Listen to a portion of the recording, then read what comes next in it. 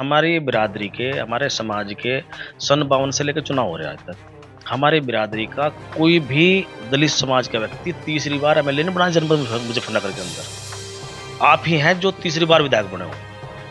ये एक मिथक था। लोग कहते थे भाई दलित समाज का व्यक्ति तीसरी बार जनपद मुजफ्फरनगर में एमएलए बन ही नहीं सकता। लेकिन मैंने उस मिथक को भी अपने कर्मयोग से तोड़ने का काम करा। उस मिथक को तोड़ने में का पूरा श्रेय है मेरे क्षेत्र की जनता को जाता है, उनके प्यार को जाता है जो उन्होंने मुझे देने का काम किया। वोट करूँ। दलितों के 4000 बीघे के पट्टे कैंसिल निरस्त कर दिए थे। सुभाष चंद्र शर्मा डीएम थे, एसडीएम थे वहाँ कैराना में, कैराना तहसील थी वह। तो विजय सिंह जो है, जो धरने मास्टर विजय सिंह जी आए मेरे पास, कहने लगा विधायक जी इस तरह जो है पट्टे निरस्त हुए और एक गलत हुआ, अन्याय हुआ के साथ, आप इन्हें मुख्यमंत्री जी सामने रखो।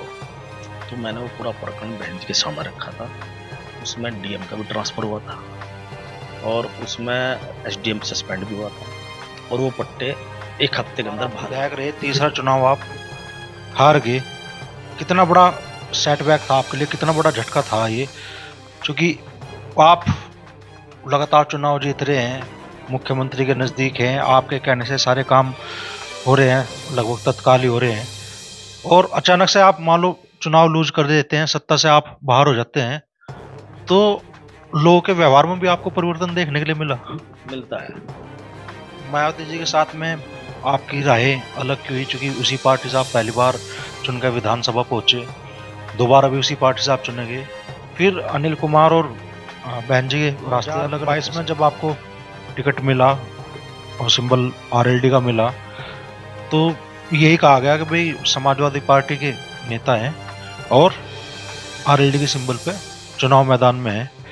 आज अगर आपसे पूछा जाए कि आज अनिल कुमार किस पाले में खड़े हैं, जयंत चौधरी के पाले में खड़े हैं या अखिलेश यादव के पाले में खड़े हैं, तो क्या कहना? तो पूर्व मुख्यमंत्री भी रह चुके हैं, आज प्रदेश की दूसरी सबसे बड़ी राजनीतिक पार्टी के मुखिया भी हैं। जयंत चौधरी जी का राजनीतिक भविष्य आप क्या देखते हैं? अनिल कुमार किसी दलित परिवार में पैदा ना होते, आज किसी जाट समाज के विधायक होते या गुर्जर समाज के विधायक होते, राजपूत समाज से विधायक होते, तो क्या तीसरी बार विधायक आप चुने गए हैं, आपकी अपनी काबिलियत भी है, तो आपका राजनीतिक स्तर क्या होता? क्या कहीं दलित समाज का विधायक होने के नाते राजनीतिक तौर पे भी आप पिछड़ेपन का शिकार होना पड़ता है? राजनीतिक तौर पे कहीं ना कहीं उपेक्षा का शिकार होना पड़ता है जाति की वजह से? बीजेपी की सरकार में देख लो आप, जो असीम अरुण है आईपीएस थे, वो तो आईपीएस से वीआरएस से लेकर एमएलए बने, और मंत्रालय कौन सा दिया उसे? समाज कल्याण।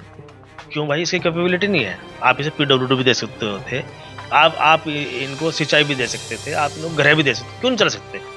जब वो व्यक्ति प्रशासनिक दक्षता पूर्ण कर आया, एसएसपी भी रह लिया, आईजी भी रह लिया, डीआईजी भी रह लिया, तो प्रशासनिक दक्षता भी उसके अंदर थी, तो उसे ऐसा गृह विभाग दे देते।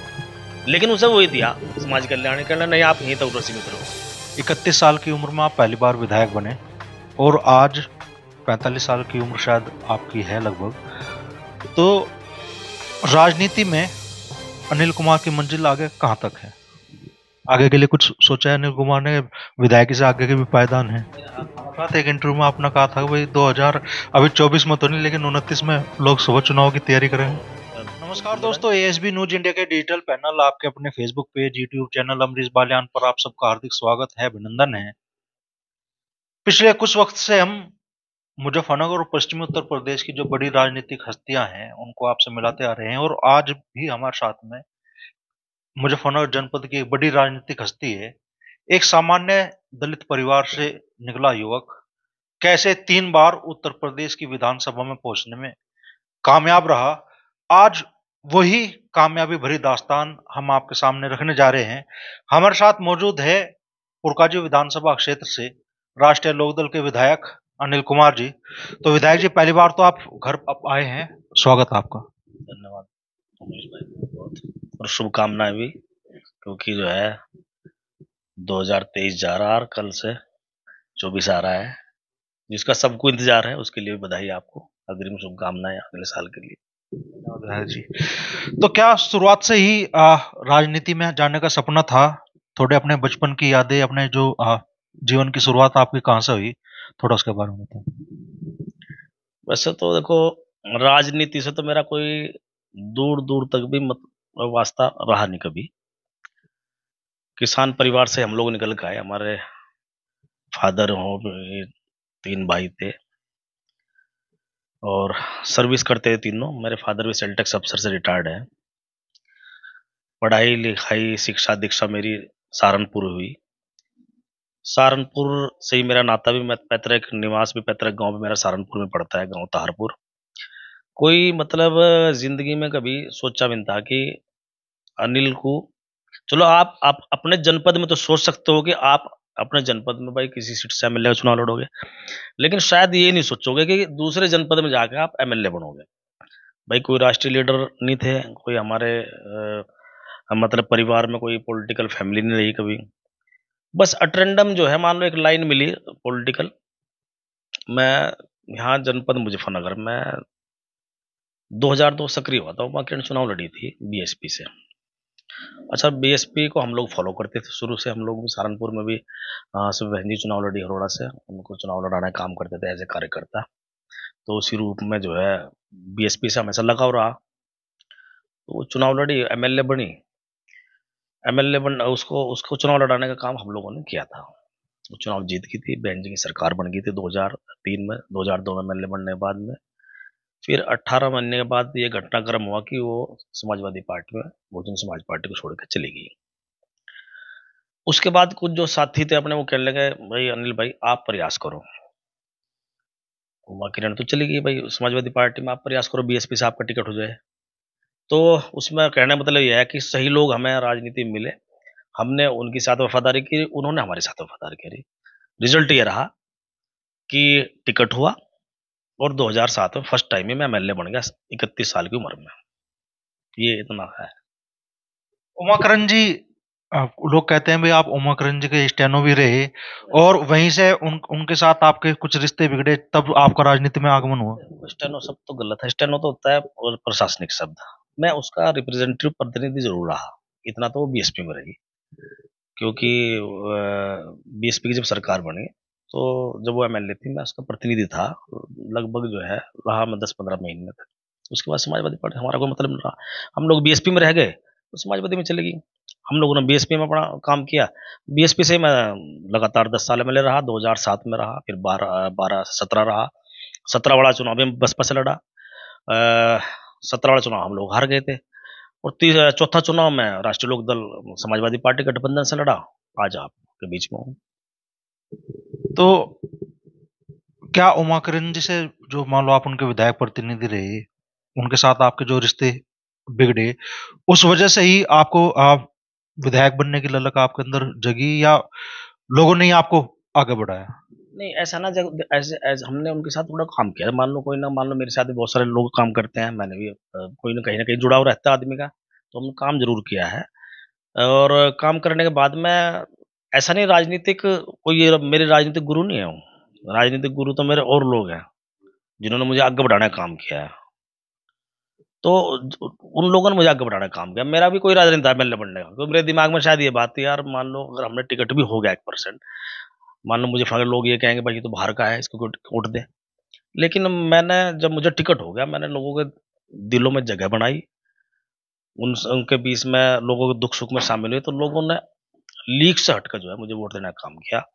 और इतना समर्थन और इतना प्यार लोगों ने दिया है मुझे, चौथी बार दे दिया। 3 बार मैं एमएलए बन चुका हूँ, कि शायद स्थानीय व्यक्ति को भी नहीं मिला।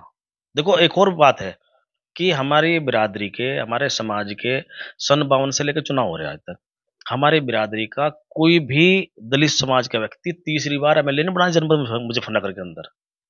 आप ही हैं जो तीसरी बार विधायक बने हो। ये एक मिथक था। लोग कहते थे भाई ये दलित समाज का व्यक्ति तीसरी बार जनपद मुजफ्फरनगर में एमएलए बन ही नहीं सकता। लेकिन मैंने उस मिथक को भी अपने कर्मयोग से तोड़ने का काम करा, तोड़ा, तीसरी बार आप एमएलए बने। ये भी एक मिथक था। लोग कहते थे मुझे मुझे जब मैं ये चुनाव लड़ रहा था, तीसरे वाला, चौथा वाला, या लोकदल वाला, तो कुछ लोग ये कहते जो इस मिथक को मानते, कहने लगा अनिल तो इस बार हारेगा। कहने क्यों हारेगा? कहने बनता नहीं है तीसरी पर कोई विधायक दलित। 2 बारी बना है, 2 बार वो बन लिया, ऊंटवाल बनेगा। लेकिन मैंने उस मिथक को तोड़ा। उस मिथक को तोड़ने में का पूरा श्रेय जो है मेरे क्षेत्र की जनता को जाता है, उनके प्यार को जाता है जो उन्होंने मुझे देने का काम किया वोट के रूप में। आप पहली बार विधायक बने बसपा से, दूसरी बार भी आप बसपा से आप विधायक रहे, और माना जाता था कि आप मायावती जी के बहुत नजदीक रहे। एक टाइम माना जाता था भाई सत्ता में आपकी पकड़ बहुत बढ़िया है। और एक किस्सा बताते हैं लोग कि उसी दौरान जिले के किसी बड़े पुलिस अधिकारी से कुछ हुआ आपका, और उनका ट्रांसफर भी आपकी वजह से हुआ।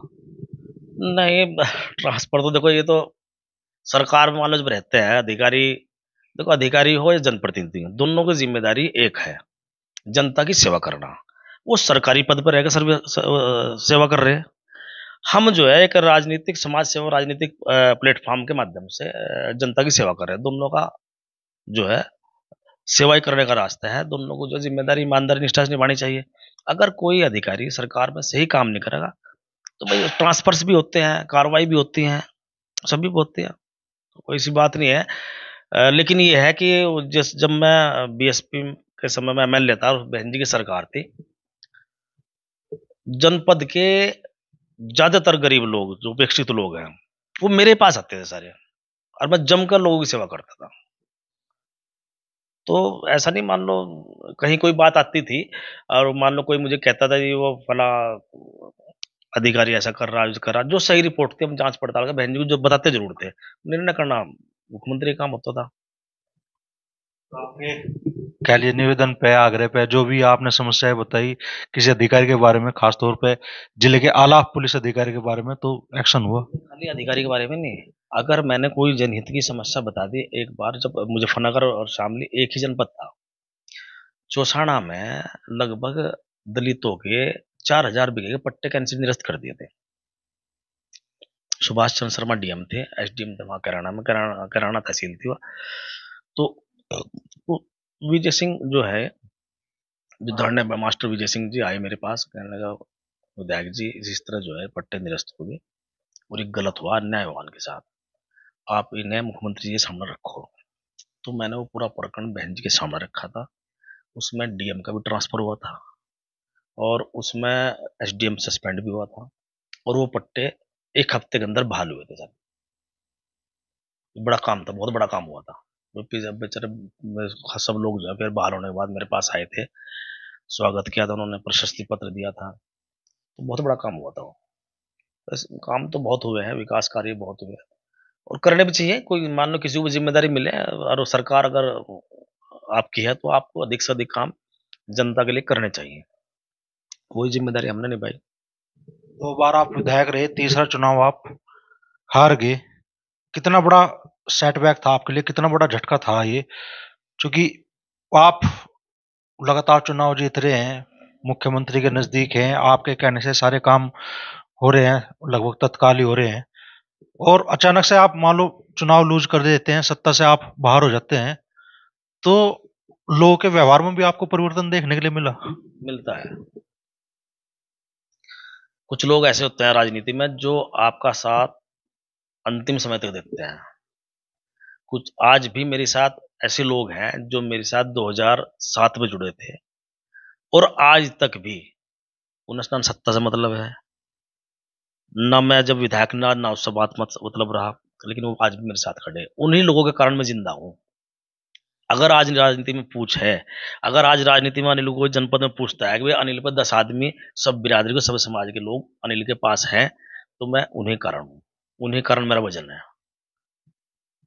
तो नेता का व्यक्तिगत मान लो कद कितना असर रखता है उसे राजनीति में स्थापित करने के लिए? क्योंकि इस जिले में अनिल कुमार शायद कुछ गिने चुने नेताओं में से एक हैं जिनका माना जाता है कि अपना निजी वोट भी है, जिस पार्टी से चुनाव लड़ रहे हैं उसका तो वोट मिल ही रहा है, लेकिन अपना व्यक्तिगत वोट भी है जो चुनाव में अपनी अहम भूमिका अदा करता है। तो राजनीति में मान लो आपको एक प्लेटफॉर्म मिल गया राजनीतिक काम करने के लिए, राजनीतिक रिश्ते किसी व्यक्ति से होना अलग बात है, लेकिन आप राजनीति के साथ साथ में अगर पारिवारिक रूप से उन लोगों को जोड़ोगे तो वो आपके साथ व्यक्तिगत रूप से जुड़ जाते हैं।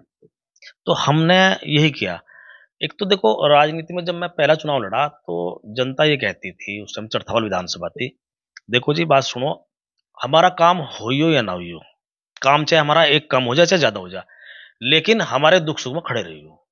तो मैंने उस परंपरा को बढ़ाने का काम करा अपनी विधानसभा के अंदर। काम सबके नहीं हुआ करते। आज भाजपा की सरकार है, भाजपा की सरकार में सारे काम नहीं हो रहे। जो सपा की सरकार है तो उसमें सारे नहीं होते।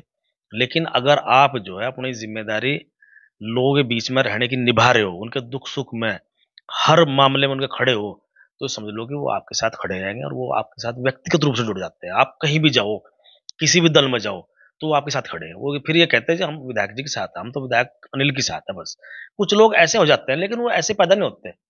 उनके लिए बहुत सारे प्रयास करने पड़ते हैं आपको, बहुत सारा फिज़िकल वर्क भी करना पड़ेगा, उनके दुःख में, सुख में, हर तरह से आपको शरीक रहना पड़ेगा, तब जाके वो आपके साथ जुड़ते हैं।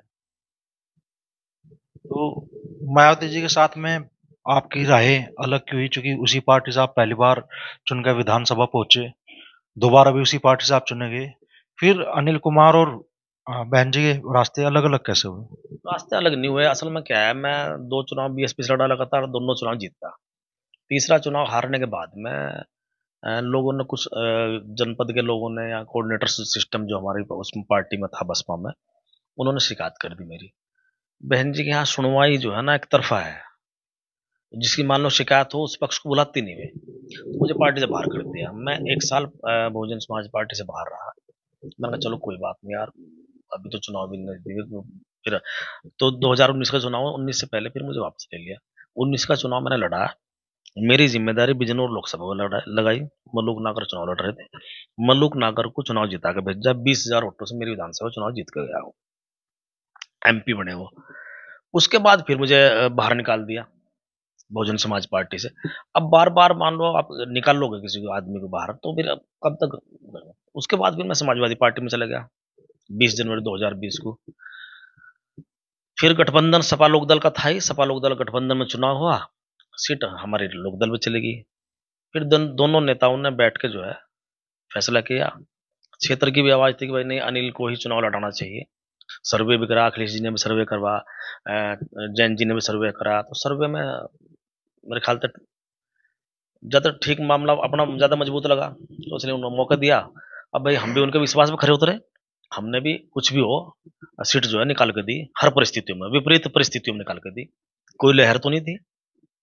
तो हर उन सब परिस्थितियों को नकारते हुए, ढकेलते हुए सीट निकाल के दी चौधरी जैन जी को गठबंधन में। अच्छा, 2022 में जब आपको टिकट मिला और सिंबल आरएलडी का मिला, तो यही कहा गया कि भाई समाजवादी पार्टी के नेता हैं और आरएलडी के सिंबल पे चुनाव मैदान में है।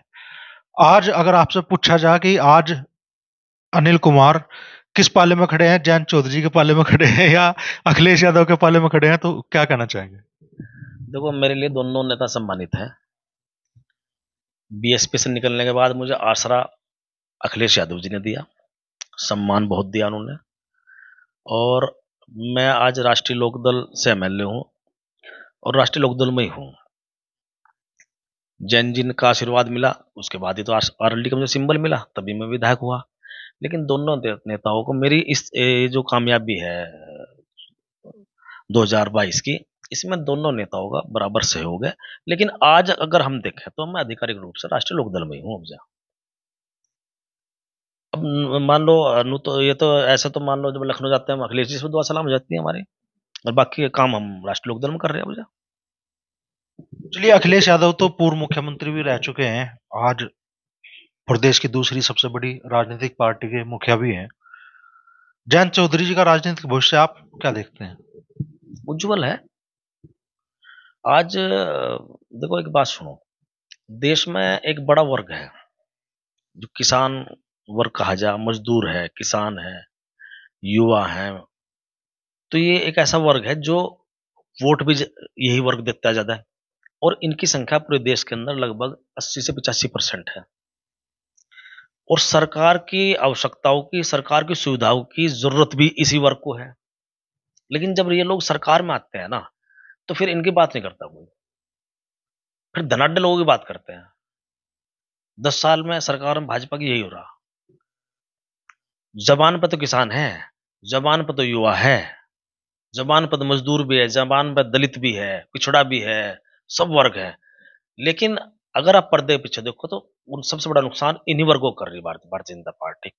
और फायदा किसे पहुंचा रही है? जो उद्योगपति हैं इस देश के बड़े-बड़े धनाढ्य लोग हैं, अडानी हैं, अंबानी हैं, उनके लिए नीतियाँ बन रही बंद कमरों में। इन्हें कुछ भी नहीं मिल रहा। 13 महीने किसान बैठा रहा। दिल्ली के बॉर्डर पर क्या हुआ? अगर मान लो वो अगर जो कृषि बिल लाए थे, अगर वो इतने अच्छे थे तो वापस क्यों लिए भाई? तो इनके सब निर्णय ऐसे ही हैं। इन्होंने तो जो है ना राजनीति में धर्म का समावेश कर दिया, जबकि राजनीति में धर्म का समावेश नहीं होना चाहिए। राजनीति और धर्म अलग-अलग चीज है। जब भी राजनीति में के बीच में धर्म आ जाएगा, तो जो गरीब लोग हैं देश के, वो अपनी सुविधाओं से, अपने अधिकारों से वंचित हो जाते हैं। यही हो रहा है आज। तो एक ऐसा सवाल मैं आपसे करना चाहूंगा, थोड़ा विवादित सा सवाल होगा, लेकिन पश्चिमी उत्तर प्रदेश में मान लीजिए जो राजनीतिक तौर पे प्रभुत्व जिन जातियों का है, अगर अनिल कुमार किसी दलित परिवार में पैदा ना होते, आज किसी जाट समाज के विधायक होते या गुर्जर समाज के विधायक होते, राजपूत समाज से विधायक होते, तो क्या तीसरी बार विधायक आप चुने गए हैं, आपकी अपनी काबिलियत भी है, तो आपका राजनीतिक स्तर क्या होता? क्या कहीं दलित समाज का विधायक होने के नाते राजनीतिक तौर पे भी आप पिछड़ेपन का शिकार होना पड़ता है क्या?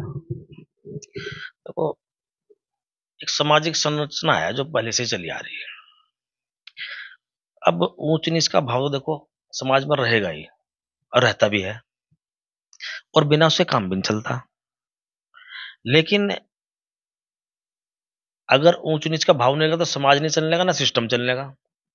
लेकिन जो है ना मानसिकता जो होती है ना, जो एक मानसिकता है, कोई व्यक्ति जो उच्च पद पे जो व्यक्ति बैठा है, उसकी जो मेंटालिटी वो सही होनी चाहिए। निचले वाले व्यक्ति को वो घृणित नजर से ना देखे, भले ही वो काम छोटा कर रहा है। उसे उस काम के लिए जो भी उसका श्रेय है, जो भी उसका परिश्रम है, उसको दे दो, प्यार से दो उसे। उसे प्यार से उसे काम करो। घृणित नजर से अगर आप देखो तो वो गलत है। तो ऐसा कहीं न कहीं वैसे होता तो है, लेकिन अब बदलाव है बहुत, ऐसा नहीं है। अब तो बहुत बदलाव है जब से मतलब जब देश आज़ाद नहीं हुआ था, उससे पहले ज़्यादा था ये मामला। अब तो जैसे-जैसे जो है ना एजुकेशन समाज में आ रहा है, सब लोग पढ़ाई की तरफ चल रहे हैं। एजुकेशन एक हाईटेक एजुकेशन लोग ग्रहण कर रहे हैं, बच्चे ग्रहण कर रहे हैं। तो इन सब चीज़ों जात-पात से हड़का हट तो रहा, लेकिन जाति ऐसी चीज़ है, जो पीछा छोड़ नहीं सकती व्यक्ति का। जो व्यक्ति जिस जात में पैदा होगा, वो उसे उस जात पर गर्व है। तो वही जाति कैसे खत्म हो जाएगी? आज बीजेपी जाति खत्म करने की बात करती है, तो जाति खत्म कैसे हो जाएगी बताओ? जब हर व्यक्ति को अपनी जात में पैदा होने पर गर्व है, मुझे भी गर्व है, जो जिस जाति में पैदा हुआ सब गर्व है, तो और उसे अपनी जाति में रह के जो भी अपने आप को साबित करना चाहिए। तो थोड़ा बहुत फर्क तो पड़ता है, लेकिन संघर्ष कर रहे हैं हम। राजनीतिक तौर पे कहीं ना कहीं उपेक्षा का शिकार होना पड़ता है जाति की वजह से भी। जाति की वजह तो नहीं, लेकिन ऐसा है ना, कुछ मैंने क्या कहा, एक मानसिकता है कुछ, जो उच्च पदों पर लोग बैठे हैं, वो सोचते हैं कि यार ये लोग हैं। जैसे मान लो आप, एक मैं उदाहरण दे रहा हूँ आपको, एक समाज कल्याण जो मंत्रालय है, अब वो समाज कल्याण मंत्रालय हमेशा दलित समाज के मिनिस्टर को दिया जा, जो दलित समाज से होगा। आज आप बीजेपी की सरकार में देख लो आप, जो असीम अरुण है आईपीएस थे, वो तो आईपीएस से वीआरएस से लेके एमएलए बने, और मंत्रालय कौन सा दिया उसे? समाज कल्याण। क्यों भाई? इसकी कैपेबिलिटी नहीं है। आप इसे पीडब्ल्यूडी भी दे सकते थे, आप इनको सिंचाई भी दे सकते थे, आप इनको गृह भी दे सकते, क्यों नहीं चल सकते? जब वो व्यक्ति प्रशासनिक दक्षता पूर्ण कर का आया, एसएसपी भी रह लिया, आईजी भी रह लिया, डीआईजी भी रह लिया, तो प्रशासनिक दक्षता भी है उसके अंदर थी, तो उसे ऐसा गृह विभाग दे देते। लेकिन उसे वही दिया समाज कल्याण के लिए, नहीं आप यहीं तक सीमित रहो। तो अगर मान लो मेरे अंदर कैपेबिलिटी है, मेरी कैपेबिलिटी मुझे दिखाने का अवसर जो देने वाले लोग हैं, वो मेरे ऊपर और लोग बैठे हुए हैं, वो मुझे कितना अवसर देंगे? एक आखिरी सवाल मैं आपसे करना चाहूंगा, राजनीति में जो आने वाली पीढ़ी है, जो युवा है, जो राजनीति में अपनी जगह बनाना चाहते हैं और खास तौर पे दलित समाज के युवा। उन युवाओं के लिए आप क्या संदेश देना चाहोगे? राजनीति में अगर वो आगे बढ़ना चाहते हैं तो किस रास्ते पे उन्हें चलना चाहिए? और शॉर्टकट भी बहुत कुछ चल रहे हैं अब राजनीति में। वे शॉर्टकट कितना कामयाब होते हैं किसी भी युवा को राजनीति का क्षेत्र में आगे बढ़ाने में? ऐसा है ना, जो शॉर्टकट होता है ना, शॉर्टकट जो है ना, शॉर्टकट जो होता है मेरे हिसाब से अनुभव, वो अनुभवहीन रास्ता होता है। अनुभव नहीं होता उसमें, शॉर्टकट में। जो व्यक्ति नीचे से ऊपर तक जाएगा, उसे हर चीज़ का अनुभव, वो रास्ता लंबे समय तक तय कर सकता है। बाकी किस्मती झगड़े हैं, किस्मत के खेल भी कई बार जो है शॉर्टकट वाला भी आगे बढ़ जाता है। वो उसकी अपनी काबिलियत भी होती है कई बार। कई बार आदमी शॉर्टकट से भी जो है अपना आप को जो है वो इतना साबित कर देता है समाज में के बीच में कि वो बहुत आगे निकल जाता है आदमी के, इंसान की काबिलियत के ऊपर बात है, वो कितने अपने कामों को किस प्रकार लेके चलता है, ये बड़ी बात है। एक आखिरी सवाल मैं आपसे करना चाहूंगा, हालांकि आखिरी में बोल चुका था आपसे। 31 साल की उम्र में आप पहली बार विधायक बने और आज 45 साल की उम्र शायद आपकी है लगभग।